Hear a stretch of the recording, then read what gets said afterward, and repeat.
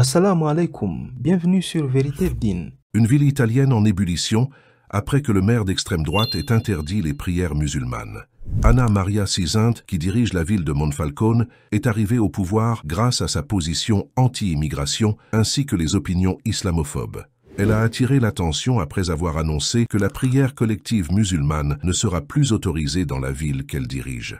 Quand elle est arrivée au pouvoir en 2022, l'une de ses premières mesures a été de supprimer les bancs de la place principale, prétendument parce qu'ils étaient principalement utilisés par les immigrés. Elle a aussi tout fait pour limiter le nombre d'enfants étrangers dans les écoles, tandis que le cricket, un sport populaire parmi les Bangladais vivant en Italie, a été supprimé du festival sportif national.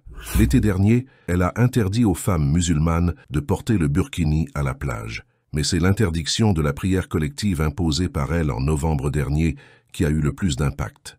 Après cette interdiction, plus de 8000 personnes ont manifesté contre elle, ainsi que contre la campagne de Madame Cisint, qui, selon de nombreux observateurs, utilise la haine pour accroître sa visibilité dans l'espoir de se présenter aux élections européennes qui auront lieu en juin 2024. S'exprimant devant les médias, elle a déclaré que les musulmans avaient bafoué les règles d'urbanisme parce que les locaux étaient destinés à un usage commercial et non au culte. Elle a ajouté que la sécurité était un autre facteur. Mais tout ça a été démenti par les habitants de la ville qui ont affirmé que jusqu'alors, les habitants musulmans de la ville vivaient relativement paisiblement depuis plus de 20 ans.